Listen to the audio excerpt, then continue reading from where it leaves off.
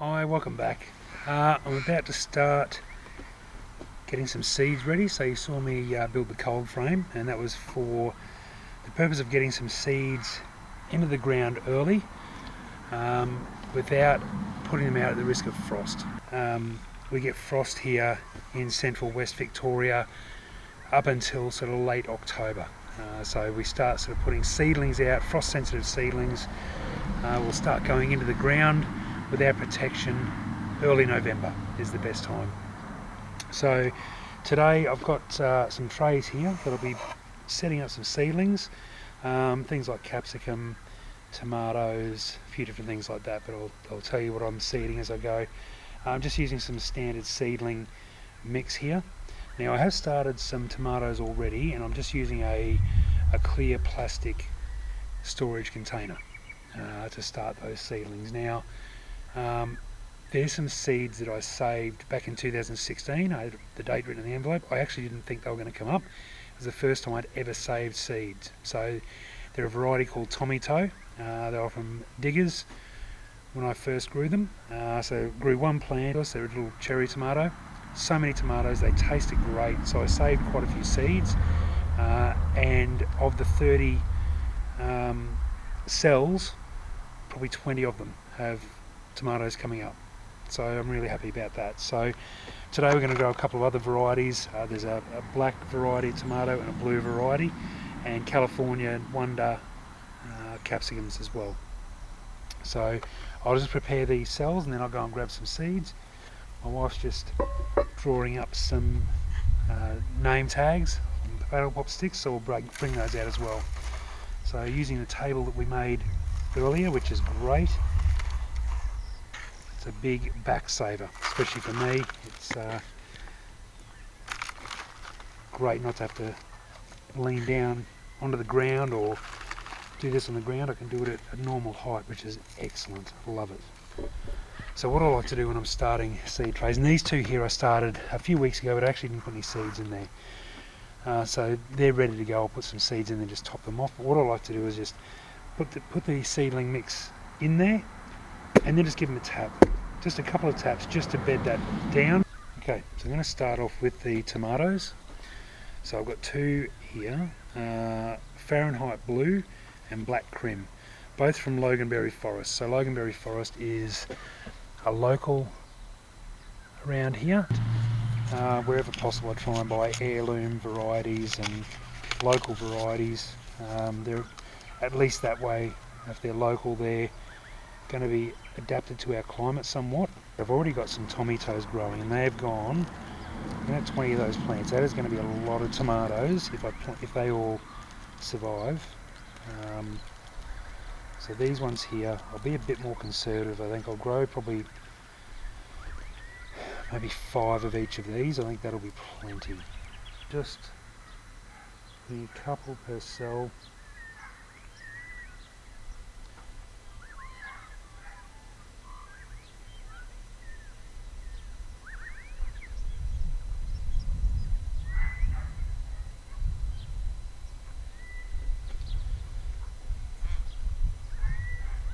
Just put in, just so I don't forget which varieties, because I've done that a few times, gone and planted a whole heap of seeds and then it becomes potluck. So just so I remember, put them in there. Next I'll do the Black Crim tomato, again, Loganberry Forest.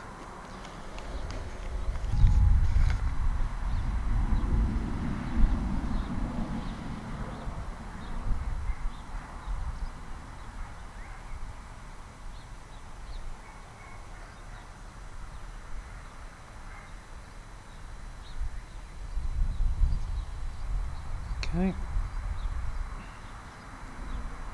so it's the Black Crim.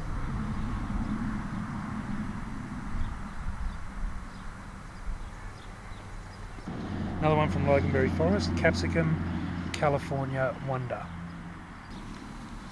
So there's really the two places I get seeds at the moment is Loganberry Forest and the Diggers Club. So Diggers Club I've been a member of for quite a few years now. going to start some corn. Normally I would like to start corn direct, but I want to try and see how it goes starting it this way. I'm going to do 10 of these, save the rest of it, and I'll sow them direct at a later date. See how these go. I've never actually grown corn previously, so this is a first for me. Next we'll do beetroot. Now I'll do quite a few of these. This is Chioggia beetroot, again from Loganberry Forest.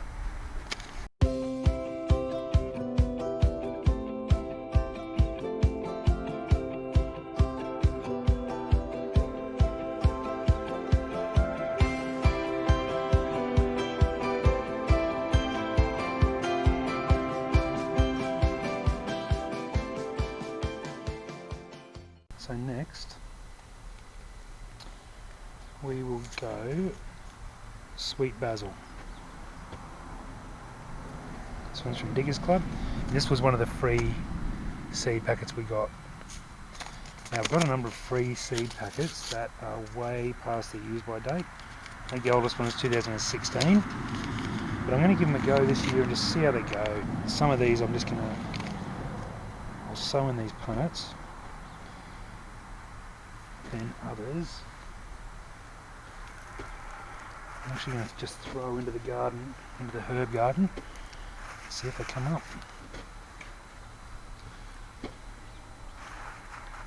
That's the basil I mean, the basil, and I've got some sage here as well. I'll see how we go.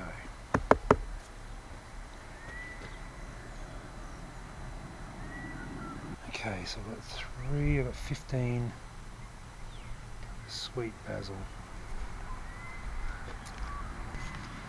Next we've got sage. Just finished off all these trays. What I'm going to do is just top these off with a light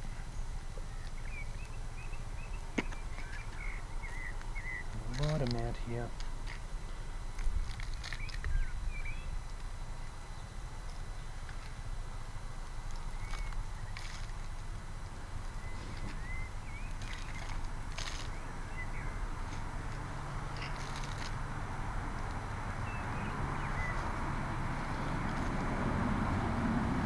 I won't tap this down. It'll settle once I give it a good watering. These are some seeds that I saved, and you'll see the date there. 28th of the 2nd, 2016. These were potkins. They're a small pumpkin, really orange pumpkin. Amazing flavour. So we would hollow them out and stuff them and bake them. They were great.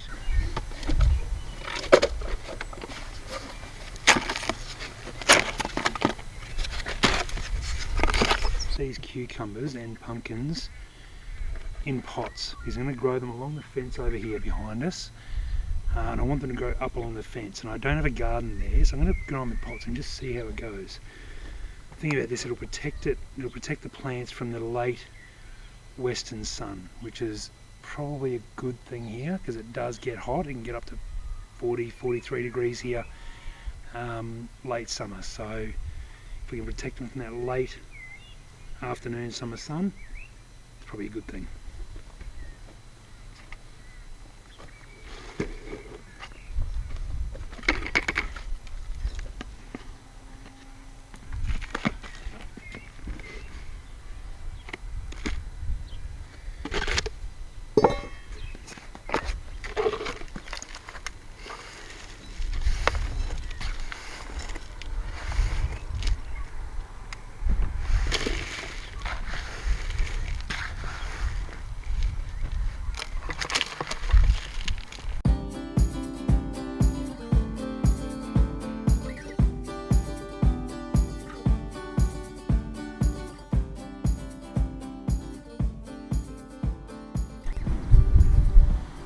These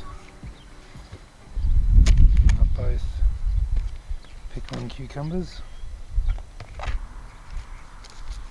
Another Loganberry Forest one called National Pickler. So I'm going to put 4 seeds in one of these, because the other one I want to try and grow the potkins.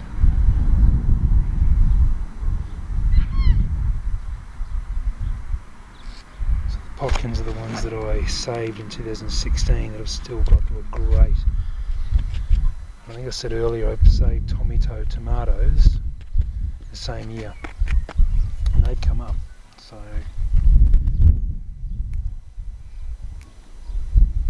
see how they go.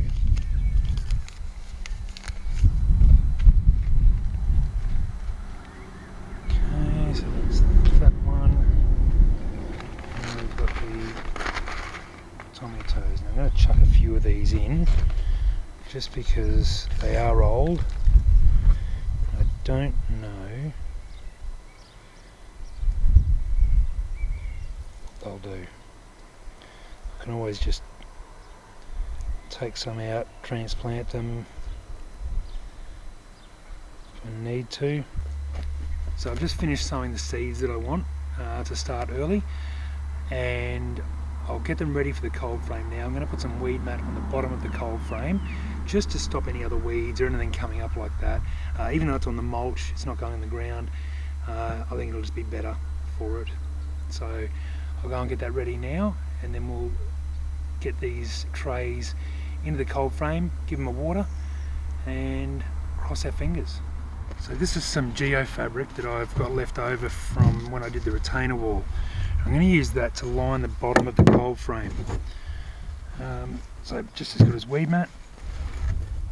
So we'll cut a bit of this out. That'll just give it something for the plants to sit on.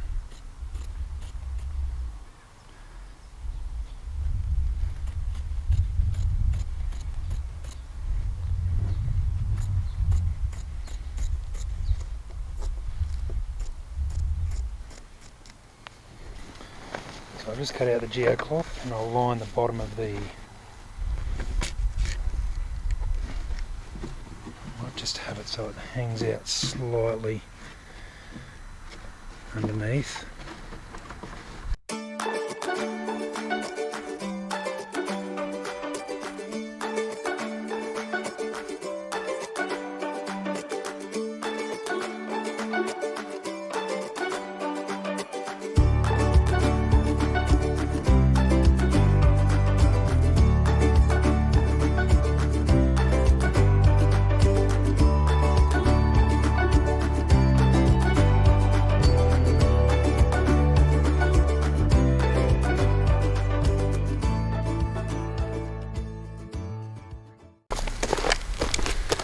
Now the slope of the cold frame is facing north.